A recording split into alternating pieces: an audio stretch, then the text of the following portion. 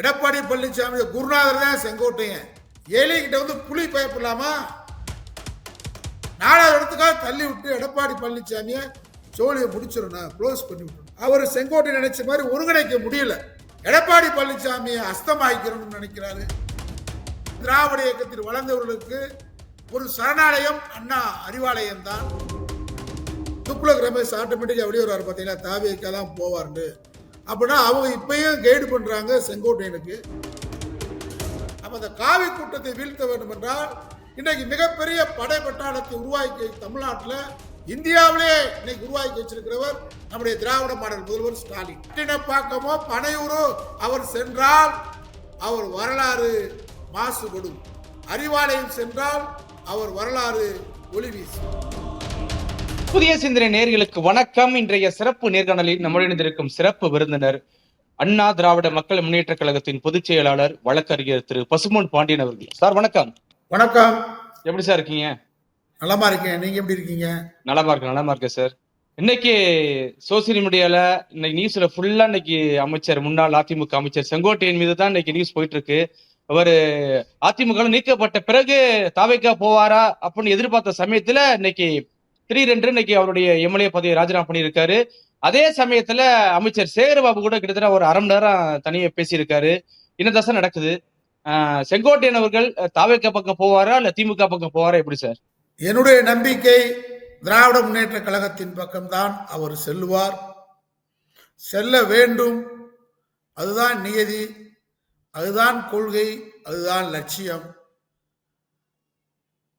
என்னுடைய வேண்டுகோளும் அதுதான். அவருக்கு இந்த பேட்டியின் வாயிலாக, புதிய சிந்தனை பேட்டியின் வாயிலாக என்னுடைய பாசத்துக்குரிய அண்ணன் தான் அவர். அதனால் நிச்சயமாக ஒரு 50-60 ஆண்டு காலம் தன்னுடைய கார்ல, தன்னுடைய நெஞ்சத்துல, தன்னுடைய கரங்களால் அண்ணாவின் கருப்பு சிவப்பு கலர் பொறித்த அண்ணாவுடைய உருவம் பொறித்த கொடியைத்தான் அவர் கரங்களால், அவர் எண்ணங்களால் ஏற்றியவர். காரில் பறந்தது, வீட்டில் பறந்தது, அலுவலகத்தில் பறந்தது. அந்த அண்ணாவுடைய சித்தாந்தம் இன்றைக்கு திராவிட இயக்கம், திராவிட முன்னேற்ற கழகம் தான் இன்றைக்கு ஆரிய சித்தாந்தத்திற்கு எதிராக இன்னைக்கு ஒரு திராவிட இயக்க சித்தாந்தத்தை வார்த்தெடுத்துக் கொண்டிருக்கக்கூடியது நம்முடைய தளபதி ஸ்டாலின் தான். அதனால அவர் வந்து சேர வேண்டிய இடம் எல்லாத்துக்குமே தாய் வீடுன்னு ஒண்ணு இருக்கும். ஆமா, இன்னைக்கு திராவிட இயக்கத்தின் ஒட்டுமொத்த தாய் வீடு திமுக அறிவாலயம் தான். அதாவது வேடந்தாங்கல் பறவைகளுக்கு சரணாலயம் எப்படி பறவைகளுக்கு வேடந்தாங்கல் சரணாலயம் இருக்கோ, திராவிட இயக்கத்தில் வளர்ந்தவர்களுக்கு ஒரு சரணாலயம் அண்ணா அறிவாலயம் தான். அதனால அறிவாலயம் வருவதுதான் ஒரு அறிவாளியின் கடமை, ஒரு திராவிட இயக்கத்துடைய தளபதியின் கடமை. அவர் செஞ்சோற்று கடன் சொல்லும் பார்த்தீங்களா, எம்ஜிஆருக்கும் அம்மாவும் தான் அவருக்கு வந்து அமைச்சராக 9 முறை சட்டமன்ற உறுப்பினராக இந்த திராவிட இயக்கம், அண்ணா திராவிட முன்னேற்ற கழகம் என்கின்ற அந்த மாபெரும் இயக்கம் தான் அவருக்கு நன்றி கடன் ஆற்றியிருக்கு. அந்த நன்றி கடனை தொடர்ந்து எஞ்சிய காலத்துக்கு ஆற்ற வேண்டும் என்றால் எடப்பாடி பழனிசாமி அவருக்கு பிடிக்கல. அவரால் உருவாக்கப்பட்டவர் தான் எடப்பாடி பழனிசாமி. எடப்பாடி பழனிசாமி குருநாதர் தான் செங்கோட்டையன். அதனால அவர் ஒரு மான பிரச்சனையா பிரிஸ்டேஜ் இஷ்யூவா எடுத்துக்கிட்டா இருப்பார். அந்த பிரிஸ்டேஜ் இஷ்யூவா எடுத்துக்கிட்டா கூட அவர் வந்து தவறான முடிவை, தாவேக்கான்ற முடிவை எடுக்க மாட்டார் என்று நம்புகிறேன்.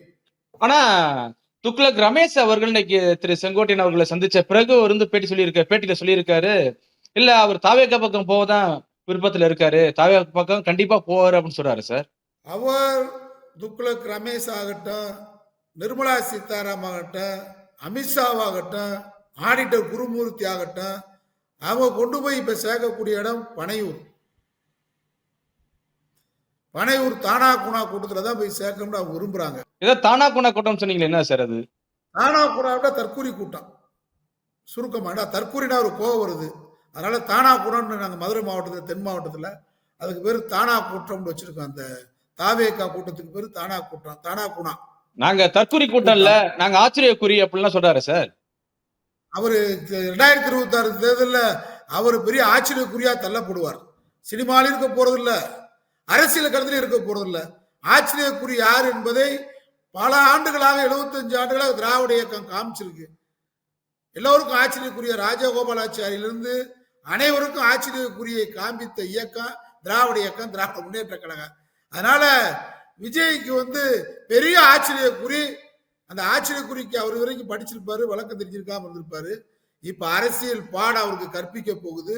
2026 தேர்தல் விஜய் அரசியல் களத்திலிருந்தும் சினிமா திரைப்பட களத்திலிருந்தும் அப்புறப்படுத்தப்படுகின்ற காட்சி மிகப்பெரிய கேள்விக்குறியாக வாழ்நாள் முழுவதும் விஜய்க்கு இருக்கும். அது ஒன்றும் மாற்றம் இல்லை. நான் சொல்ல வேண்டிய கருத்து என்னன்னு கேட்டா, பீகார் போன்று வடமாநிலங்கள் போன்று RSS வகுப்புவாத இந்த சங்பரிவார் கூட்டம் தமிழ்நாட்டையே அதே மாதிரி குறி வச்சிருக்காங்க. அவங்க நோக்கம் வந்து திராவிட முன்னேற்ற கழகம், அதிமுக ரெண்டையும் கலைஞர் அம்மா காலத்துக்கு பின்னாடி பெரும் ஆளுமைகள் இல்லை, நம்ம வந்து இந்த நேரத்தில் இந்த ரெண்டு இயக்கத்தையும் காலி பண்ணியாச்சுன்னா இந்த வடநாட்டு பாஜக கட்சி இங்க திணிச்சிடலாம் நினைக்கிறாங்க. அதற்கான எல்லா விதமான வேலையும் ஒரு நூற்றாண்டு கால திட்டத்தை அமுல்படுத்துகின்ற வேலையில வந்து RSS இங்கே முழுமையா இறக்கப்பட்டிருக்கு தமிழ்நாட்டில். அதுலதான் பல்வேறு சதிகளை அவர்கள் பல்வேறு சதிராட்டங்களை இங்கே விளையாடி கொண்டிருக்கிறார்கள். அந்த விளையாட்டில் ஒன்றுதான் இன்றைக்கு செங்கோட்டையனும் அவங்க வந்து ஏற்கனவே அவர் தூக்கிட்டாங்க. அவர் எடப்பாடிக்கு எதிராக செங்கோட்டையனும் டெல்லியில கூப்பிட்டு ஒய் பாதுகாப்பு கொடுத்து அவருக்கு வந்து நிர்மலா சீதாராமன் சந்தித்து அமித்ஷா பேசி அவரை பல கட்டங்களை உருவாக்கி கடைசியில் அவர் நட்டாட்டில் விட்டு இப்ப எடப்பாடிக்காக அவரை நடு ஆட்டில் விட்டுட்டு இப்ப என்ன பண்றாங்க, மறுபடியும் அவருக்கு கைடு பண்றாங்க. நீ வந்து இங்க போயிரு. ஏன்னா அவர் செங்கோட்டை நினைச்ச மாதிரி ஒருங்கிணைக்க முடியல. கண்டிப்பா அதிமுகவில் அவர் நினைத்தது ஒன்று ஒருங்கிணைக்க முடியல. ஒருத்தர் இந்த பக்கம் கயிறு இழுத்தா அந்த பக்கம் இருக்கிறார். அதனால பார்த்தாரு. இப்பயும் ஆலோசனை யார் பண்ணிருக்காங்கன்னு கேட்டா, துக்ளக் ரமேஷ் ஆட்டோமேட்டிக்கா வெளியே வருவார். பாத்தீங்களா, தாவேக்கா தான் போவார்னு. அப்படின்னா அவங்க இப்பயும் கைடு பண்றாங்க செங்கோட்டையனுக்கு. நீங்க ஊடால ஒண்ணு சொன்னீங்க, நம்முடைய மாண்புமிகு அமைச்சர் சேகரபாபு அரை மணி நேரம் பேசியிருக்காரு. திராவிட இயக்கம் செய்ய வேண்டிய கடமை. ஆடு தப்பி போயிடக்கூடாது. மந்தைக்குள்ளதான் இருக்கணும். ஒரு மந்தையில தான், ஒரு மந்தையில் வளர்ந்த ஆடுகள் ஒரு மந்தையில தான் இருக்கணும். ஆடு தப்பி போனா ஆடுக்கு தான் ஆபத்து. அது யார் கையில சிக்கும் சொல்ல முடியாது. அறுக்கிற கையில சிக்குமா வியாபாரி கையில சிக்குமான்னு சொல்ல முடியாது. ஆனா திராவிட இயக்கத்தை என்கின்ற இந்த கோட்டத்தில் வளர்ந்த நம்முடைய செங்கோட்டையன் மாறிவிடக் கூடாது என்றுதான் சேகர்பாபுவும் சந்தித்ததாக தகவல். எங்களை போன்ற விருப்பமும் அதுதான். தாவேக்கா போனார்னா செஞ்சோட்டு கடன் சொல்லுவாங்க. அதாவது ஒரு ஆளுக்கு நம்ம வாழ்ந்ததுக்கு அர்த்தம் யார் நமக்கு உணவுட்டாங்களோ, யாரால் வாழ்ந்தோமோ அதை நினைச்சு பார்க்கணும். செங்கோட்டையன் எல்லாம் ஆன்மா ஆன்மான்னு பேசக்கூடியவர். நாங்கெல்லாம் ஆன்மாவில் நம்பிக்கை இல்லாதவர். ஆனா செங்கோட்டையன் போன்றவர்கள் பேச்சுக்கு 100 தடவை அம்மாவுடைய ஆன்மா, புரட்சித்திலே அம்மா ஆன்மா, புரட்சித்திலே அம்மா ஆன்மா அப்படின்றவங்க. அந்த ஆன்மாவே தாவேக்கா போனா மன்னிக்காது. ஏன்னு கேட்டா, தாவேக்காக்கும் திராவிட இயக்கத்துக்கு எந்த சம்பந்தம் இல்லை, துளியளவு சம்பந்தம் இல்லை. தாவேக்கா என்பதும் பாஜகவால் திராவிட இயக்கத்தை அழிக்க புறப்பட்டிருக்கக்கூடிய ஒரு அம்புதான். பாஜகவால் இறக்கிவிடப்பட்டிருக்கக்கூடிய ஒரு அம்புதான் தாவேக்கா. அதனால வாழ்நாள் முழுவதும் அண்ணா திராவிடம் என்று பேசிவிட்டு தாவேக்கா சென்றார் என்று சொன்னால் தன்னுடைய அரசியல் வாழ்வுக்கு அவரே தற்கொலைக்கு சமமாக முடிவெடுக்கிறார் என்றுதான் அர்த்தம். எடுக்க மாட்டார் என்று நான் நம்புகிறேன். எடுத்தால் அவருடைய வாழ்க்கை, அவருடைய அரசியல் வாழ்க்கை இறுதி அத்தியாயத்தில் இருக்கிறார் என்பதுதான். இறுதி அத்தியாயம் மட்டுமல்ல, அவர் வாழ்க்கை, அரசியல் வாழ்க்கை முடிவுரை எழுதப்படும். சார், இப்ப நம்ம பேசிட்டு இருக்க சமயத்துல தாவேகா தலைவர் திரு விஜய் அவர்கள் பனையூர்ல இருந்து புறப்பட்டு பட்டினப்பாக்கம் வீட்டுக்கு வந்திருக்காரு திரு செங்கோட்டையனோட சந்திக்க அப்படிங்கிற ஒரு செய்தி பரவிட்டு இருக்கு சார். அதாவது ஒரு பெரிய ஆச்சரியம் இல்லை, அதிசயம் இல்லை. எங்களை போன்றவர்களுக்கு சாதாரணமாக தான் எடுத்துக்கொள்வோம். ஆனால் அப்படி ஒரு சம்பவம் நடைபெற்றால் செங்கோட்டையின் வாழ்க்கைக்கு தான், அவருடைய பொது வாழ்க்கைக்கு தான் ஒரு முடிவுரை எழுதப்படும், இருட்டறை என்கிற நிலைமை ஏற்படும். ஏன்னா எம்ஜிஆருக்கு அவர் பணியாற்றிய காலம் என்பது வரலாற்றில் பொன்னெழுத்துக்களால் பொறிக்கப்பட வேண்டிய காலம். கண்டிப்பா. அம்மாவோடு இருந்த காலம் என்பது பொன்னெழுத்துக்களால் பொறிக்கப்பட வேண்டிய காலம். எடப்பாடியோடு ஒரு பணியாற்றினார் என்று சொன்னால் கடமை, கட்சியின் கடமை கருதி, கட்சியத்தின் கண்ணியம் கருதி, கட்சியத்தின் ஒழுங்கு கருதி பணியாற்றினார் என்ற பெருமை அவருக்கு கிடைத்தது. இன்றைக்கு அவர் வந்து தாவேக்கா என்பது ஒரு அரசியலில் இன்றைக்கும் அரசியல்வாதிகளால் மக்களால் அங்கீகரிக்கப்படாத ஒரு ரசிகர் மன்றம். கட்சியிலேயே சார் குறிப்பிட்ட சதவீதத்தினோட ரசிகர் மன்றம். அந்த ரசிகர் மன்றத்தில் போய் தன்னை ஐக்கியப்படுத்தி என்று சொல்லுவது நம்முடைய செங்கோட்டையுடைய பொது வாழ்க்கைக்கு அவர் பணியாற்றிய கடந்த காலமும் டெலிட் செய்யப்படும். அவருக்கு இருக்கிற நல்ல பேரு, அவருக்கு இருக்கக்கூடிய அந்த மரியாதை, அவரே அந்த மரியாதையை கெடுத்துக் கொள்கிறார். அந்திம காலத்துல, இறுதி காலத்தில் அவர் 100 ஆண்டுகள் வாழட்டும், ஆனால் தன்னுடைய அரசியல் வாழ்க்கைய ஒரு மரியாதையை அவர் சம்பாதிக்கிறான்னு அர்த்தம். ஏன்னா என்னைய பொறுத்தவரை அவருக்கு சொல்லக்கூடிய வேண்டுகோள் என்னன்னு கேட்டா, நீங்க செஞ்சோற்று கடன் பணியாற்ற வேண்டும் என்று சொன்னால், நீங்கள் வளர்ந்து ஆளாக்கி உருவாக்கிய அதிமுக என்ற அந்த மாபெரும் கோட்டையை உங்களால் உருவாக்கப்பட்ட எடப்பாடி பழனிசாமி கிட்ட இருந்து பயந்துகிட்டு, எலிகிட்ட வந்து புலி பயப்படலாமா, நரி கிட்ட வந்து சிங்கம் பயப்படலாமா, கொசுக்கு பயந்து கோட்டையை விடலாமா? அதிமுக என்கின்ற மாபெரும் ஒரு திராவிட இயக்க கோட்டையை எம்ஜிஆரால் உருவாக்கப்பட்ட, அம்மாவால் கட்டி காக்கப்பட்ட ஒரு மாபெரும் அந்த வெகுஜன மக்களுடைய, எளிய மக்களுடைய அந்த இயக்கத்தை கட்டி காக்க வேண்டிய பொறுப்பு நீங்கள் 9 முறை சட்டமன்ற உறுப்பினராக இந்த இயக்கத்தில் அமைச்சராக பதவி வைத்திருக்கு அழகு அதுதான். நீங்க அதை விட்டுட்டு எடப்பாடி பழனிசாமிய தூக்கி எறிய முடியும் நீங்களா நினைச்சா, டிடிவி, ஓபிஎஸ், சினிமா சசிகலா போன்றவர்கள் நினைத்தால் தூக்கி எறிய முடியும். தொண்டர்களால் செல்வாக்கு இழந்தவர் தான் எடப்பாடி பழனிசாமி. தொண்டர்கள் மத்தியில் செங்கோட்டை இருக்கக்கூடிய செல்வாக்கு கிடையாது எடப்பாடி. ஆனா அவர் வந்து பணம் அப்படின்ற அதிகாரத்தை பற்றி நிர்வாகிகளை மட்டும் கையில வச்சுக்கிட்டு பொதுக்குழு கூட்டின விஷயம் செங்கோடு நல்லாவே தெரியும். அதே பாணியில நீங்க வந்து தொண்டர்களை உருவாக்கி, இந்த தொண்டர்களால் உருவாக்கப்பட்ட அதிமுக கட்சியை எடப்பாடி பழனிசாமி காப்பாத்தாட்டினா வரலாறு உங்களை மன்னிக்காது, சபிக்கும். அதுவும் நீங்க தாவேகா போனீங்கன்னா, திமுக போனா கூட அது எம்ஜிஆரால் உருவாக்கப்பட்ட, எம்ஜிஆர் இருந்த இயக்கம் திமுக. எம்ஜிஆர் நின்ற சின்னம் உதயசூரியன், அவர் திரைப்படத்தில் காட்டிய சின்னம் உதயசூரியன். தலைவராக அண்ணாவின் கலைஞராக எம்ஜிஆரை ஏற்றுக்கொண்டார். அதனால அங்க போனா கூட இன்றைக்கு நடக்கிற போர் ஆரிய திராவிட போர். இந்த திராவிட போர்ல நான் ஸ்டாலின் பக்கம் நிக்கிறேன்னா வரலாறுல அவருக்கு பேர் கூடும். அதை தவிர்த்துட்டு திராவிட இயக்கத்தை அழிப்பதற்காக, எம்ஜிஆர் இயக்கத்தை அழிப்பதற்காக, அம்மா இயக்கத்தை அழிப்பதற்காக பாஜக திட்டம் வகுத்து, அந்த திட்டத்துக்கு நீங்களும் இரையாகி, அந்த திட்டத்தால் வகுத்தளிக்கப்பட்ட ஒரு ஆள் தான் விஜய். அந்த விஜயோட சேர்ந்த அதிமுகவை பாஜக அரசு வந்து அழிக்கிறதுக்கு செங்கோட்டையன் சென்றால் வரலாறு மன்னிக்காத, தொண்டர்கள் மன்னிக்க மாட்டார்கள், சமூகத்தில் மரியாதை இழந்து விடுவார். இல்ல சார், இப்ப நீங்க சொல்ற மாதிரி பாத்தீங்கன்னா, இப்ப இத்தனை ஆண்டுகாலமாக திமுகவை டைரக்டா அட்டாக் பண்ணி பேசியிருக்காரு திரு செங்கோட்டையன் அவர்கள். சோ இப்ப திரும்ப திமுக பக்கம் போனா, ஆல்ரெடி ஏத்துக்கிட்டு வந்த எடப்பாடி தரப்பு வந்து இன்னைக்கு அவர் வந்து அவதூறு பரப்பாதா? ஏற்கனவே சித்திர பாலாஜி அவர்கள் தான் அதே மாதிரி பரப்பிட்டு இருக்காங்க.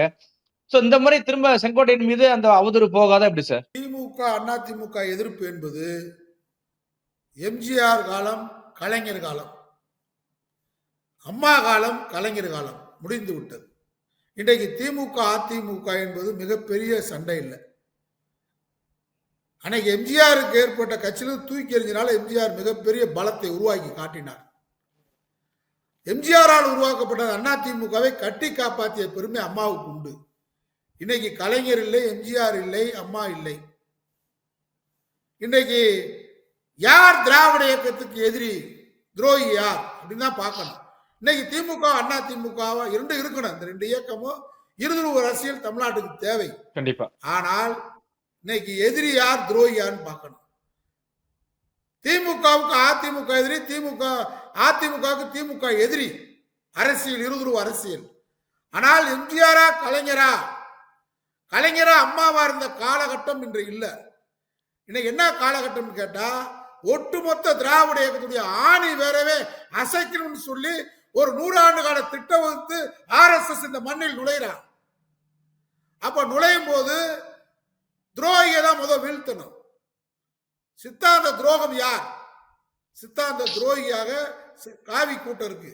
அப்ப அந்த காவி கூட்டத்தை வீழ்த்த வேண்டும் என்றால் இன்னைக்கு மிகப்பெரிய படை பட்டாளத்தை உருவாக்கி தமிழ்நாட்டில், இந்தியாவிலே இன்னைக்கு உருவாக்கி வச்சிருக்கிறவர் நம்முடைய திராவிட மாடல் முதல்வர் ஸ்டாலின். அவர் கூட போய் சேர்றதுனால வரலாற்றில் நமக்கு பெருமை கிடைக்கும். ஏன்னா இப்ப நடக்கிற சித்தாந்த போர் திமுகவுக்கு அதிமுகவுக்கு இல்லை. கண்டிப்பா இப்ப நடக்கிற போர் காவி சித்தாந்தத்துக்கும் கருப்பு சித்தாந்தத்துக்கும் திராவிட சித்தாந்தத்துக்கும் நடக்கிற போர். இந்த போர்ல இங்க வர்றதுனால அவரை துரோகின்னு சொல்ல முடியாது. இப்ப விஜய் கூட போனாதான் விஜய் யாரால் இறக்கப்பட்டவர், அவர் எதற்காக இறக்கப்பட்டார், அவரை இன்னைக்கு இறக்குனது பாஜக, அவர் மூலமாக செங்கோட்டையனையும் இறக்கி அவருக்கு நப்பாசையை காமிச்சு நடு ரோட்ல விட்டுட்டு இப்ப திரும்பவும் விஜயை கை காட்டி அங்க போய் நில்லுன்னு சொல்றது. இன்னும் அவர் பாஜக நம்பி போனா எதிர்கால அரசியல் என்ன ஆகும்? அதிமுக தொண்டர்கள் மன்னிக்க மாட்டாங்க, திராவிட இயக்க தொண்டர்களே மன்னிக்க மாட்டாங்க. இன்னைக்கு வேற எங்க போறது? திமுக விட்டுட்டா யார்கிட்ட போறது? தாய்கிட்ட கோச்சிட்டு வெளியே வந்துடுறோம். தாய் மன்னிக்கு குணத்தோட இருந்தா தாய் விட்டு தானே போக முடியும். வாழ்நாள் எல்லாம் நம்ம எழுத்த வீட்டுல இருந்து துரோகத்தை பண்ணி நம்ம எழுத்த வீட்டுக்கு போக முடியுமா? கிடையாது. நம்ம சித்தாந்தத்துக்கும் காவி சித்தாந்தத்துக்கும் திராவிட இயக்க சித்தாந்தத்துக்கும் அம்மாவே லேடியா மோடியான்னு கேட்டு தானே என் வாழ்நாளில் நான் மிகப்பெரிய தவறு செய்து விட்டேன், இனிமேல் பாஜக கட்சியுடன் கூட்டணி சேர மாட்டேன்னு சொன்ன அந்த அம்மா வழியில் எடப்பாடி இல்ல, அந்த அம்மா வழியில் ஸ்டாலின் திகழ்கிறார். எம்ஜிஆர் RSS காரங்க அடிக்க வந்தாங்க டெல்லியில. எம்ஜிஆர் காலத்துல மத கலவரம் நடத்துறாங்க மண்டைக்காட்டுல, நாகர்கோவில் மாவட்டத்தில், கன்னியாகுமரியில். அப்ப எம்ஜிஆர் சட்டமன்றத்தில் RSS மிகப்பெரிய அபாயகரமான சக்தி, அந்த RSS தடை செய்யணும் பேசியிருக்கிறார், சட்டமன்ற குறிப்பில் இருக்கு. அப்பேற்பட்ட எம்ஜிஆர் திராவிட இயக்கம், லேடியா மோடியான்னு கேட்ட அம்மா திராவிட இயக்கத்துடைய பரிணாம வளர்ச்சி. அந்த அடிப்படையில் நான் திமுகவில் சேர்கிறேன் என்று சொன்னால் அவர் இதுவரைக்கும் ஆற்றிய பணிக்கு பெருமை கிடைக்கும். தானா கூனா தற்கூரி கட்சியில போய் சேர்ந்தா இவரும் எடப்பாடி எதிர்ப்பதற்காக, இப்ப எடப்பாடி நிலைமை என்ன போகுது? செங்கோட்டை இன்று செங்கோட்டை, நாளை எடப்பாடி, இதே நிலைமை தான். பாஜக என்ன பண்ண போறா? நிதிஷ்குமார, ஜெயபிரகாஷ் நாராயணன் போன்றவரோட மிகப்பெரிய ஒரு சோசியலிச புரட்சி ஏற்படுவதற்காக இளைஞர்களாக அரசியல் கொண்டவர் நிதிஷ்குமார். அவர் நிலைமை இன்னைக்கு என்ன? படிப்படியா நிதிஷ்குமாருடைய செல்வாக்கு குறைச்சு நீ பாதி நான் பாதி, 101 89 இப்ப பாஜக, 85 நிதிஷ்குமார், நீ பாஜக முதலமைச்சர். இதைதான் இங்க செய்ய போறான், செய்யறதுக்கு தான் வர்றான். இது எடப்பாடிக்கு புரியல, செங்கோட்டையனுக்கு புரியல, டிடிவிக்கு புரியல, ஓபிஎஸ்க்கு புரியல. ஓபிஎஸ்க்கு புரியாம நடுரோட்டை நிப்பாட்டிட்டான் பிஜேபி. டிடிவி வெளியே அனுப்பிச்சிட்டான். இப்ப செங்கோட்டையனை வெளியே அனுப்பிச்சு எங்க கை காட்டுறான்? தானா கூனா கிட்ட கை காட்டுறான். மக்கு கூட்டாது. அப்புறம் செங்கோட்டையனுக்கு பேரு மானா கூனா கூட ஆயிடுவாரு. தானா கூனா கூட்டத்தோட போய் இவர் மானா கூனா கூட்டமா மாறிடுவாரு. மக்கு கூட்டம். பட்டினப்பாக்கமோ பனையூரோ அவர் சென்றால் அவர் வரலாறு மாசுபடும். அறிவாலயம் சென்றால் அவர் வரலாறு ஒளி வீசும். ரொம்ப மன குழப்பத்துல இருக்காரு சார் திரு செங்கோட்டையன். இங்கிட்டா அங்கிட்டா, தாவேக்காவா திமுகவா? அவருக்கு வாய்ப்பு அவரை தேடி வந்தது. 2-3 முறை அவருக்கு வாய்ப்பு வந்தது. ஆமா. ஆனால் ஏழை விட்டாங்க. ஏழை எடுக்கிறக்கிட்ட பணம் இல்லை. கூவத்தூர் நடந்தது ஏலம் தான். முதலமைச்சர் பதவி ஏலம் எடுக்கிற அளவுக்கு அவர்கிட்ட பணம் இல்லை. ஒரு சட்டமன்ற உறுப்பினருக்கு 3 கோடி 3 கிலோ தங்கம்னா எங்க போறது? முடியல. வாய்ப்பை தவற விட்டார். இருந்தாலும் கண்ணியத்தோடு அங்கே பணியாற்றினார் என்றால் அவமரியாதைப்படுத்திட்டார் எடப்பாடி பழனிசாமி. ஒரு சீனியர் எடப்பாடி பழனிசாமி ஒரு கொலை வழக்கிலே மாற்றும் போது இவர் தான் காப்பாற்றினவர். செங்கோட்டையனும் இன்றைய நம்முடைய மாண்புமிகு வீட்டு வசதித்துறை அமைச்சர் அண்ணன் முத்துசாமி தான் அவரை காப்பாற்றி வெளியே கொண்டு வந்து. அவர் பெரிய அரசியல்வாதி இல்லை, ஒரு வியாபாரி தரகர் தான் எடப்பாடி பழனிசாமி. அவரை மன ரீதியா பணம் இல்லை. இந்த கட்சி எம்ஜிஆர் உருவாக்கின கட்சி, அம்மா உருவாக்கின கட்சி. இந்த கட்சியை நம்ம காப்பாற்றணும்னா எடப்பாடி தான் இன்னைக்கு பணம் இருக்கு, அமைதியா இருப்போம்னு அமைதியா இருந்த செங்கோட்டையனை அமைதி இழக்க செய்தவர் எடப்பாடி பழனிசாமி. கொங்கு மண்டலத்தில் நாம் தான் பெரிய ஆளு, முதலமைச்சர் ஆயிட்டான். செங்கோட்டையன் ஒரு சீனியரை உட்கார்ந்துக்கிட்டு நம்மளை கொஞ்சம் மதிக்காத மாதிரி தெரியுது அப்படின்னு சொல்லி அவர் மாவட்டத்துக்குள்ளே புகுந்து அவருக்கே தெரியாம பதவிகளை போட்டு அவரை இன்சல்ட் பண்ணி பல்வேறு ஒரு ரொம்ப பொறுமையா இருந்தாலும் ரொம்ப சீற்றம் கொள்ற அளவுக்கு சீற்றமே கொள்ளாத ஒரு அமைதியின் கடல் தான் செங்கோட்டையன். அவரவே சீற்றம் கொள்ள வைக்கிற அளவுக்கு இன்னைக்கு தாவேக்கா கூட போய் நம்ம மரியாதை கூட கெட்டு போகுது. நம்ம அசிங்கப்பட்டா கூட பரவாயில்ல, இந்த கொங்கு மண்டலத்துல எடப்பாடி பழனிசாமியா நம்பலாம். அவன் வர்றானோ வரலையா, நம்ம வர்றமோ வரலையா, கெடுத்து போடணும். எடப்பாடி பழனிசாமி வர்றதை கெடுக்கணும். இங்க இளைஞர்கள் கூட்டம் ஒரு கூட்டம் இருக்குது. ஒரு 5-6% ஓட்டு வாங்குவார். என் கணக்கு விஜய். விஜய் அந்த 6% ஓட்டு இவர் கொஞ்சம் நல்லா ட்ரெயினப்படான ஆளு. நம்ம ஆளு செங்கோட்டையனை பொறுத்தவரை கொஞ்சம் வேகமா இளைஞர்களை வேகமா பயிற்சி எடுத்து வேகமா பணியாற்றக்கூடிய இப்ப கரூர் நடந்த மாதிரி அசம்பாவிதம் நடக்க விட மாட்டார். அந்த அந்த அளவுக்கு ஒரு ட்ரைனிங்கான ஆளு. அதனால வேகமா கூட போய் யார் வர்றமோ இல்லையா, எனக்கு ஒரு கண்ணு கேட்டா கூட பரவாயில்ல, எதிராளிக்கு 2 கண்ணு கடன எடப்பாடி பழனிசாமிய 3வது இடம் 4வது இடத்துக்கு தள்ளி விட்டுணும் 2026. அதுக்கு வழி என்ன அப்படின்னு யோசிக்கிறாரு. இந்த மனக்குழப்பம். அதுக்கு மனக்குழப்பம் என்னன்னு கேட்டா, திராவிட முன்னேற்ற கழகம் வந்தா உரிய மாண்பையும் மாண்பு மிகுவையும் வழங்கும். மாண்பையும் வழங்கும், மானமிகும் வழங்கும், மாண்புமிகு வழங்கும். இங்க வந்தா மானமிகுவா இருக்கலாம், மாண்புமிகுவாக இருக்கலாம், இருக்காங்க. ஆனா அவர் இதை தேர்ந்தெடுத்தா தான் அவருக்கு வரலாறு பேசும். திராவிட இயக்கத்தில் அவர் வாழ்ந்ததுக்கு வளர்ந்ததற்கு அர்த்தமா இருக்கும், இலக்கணமா இருக்கும்.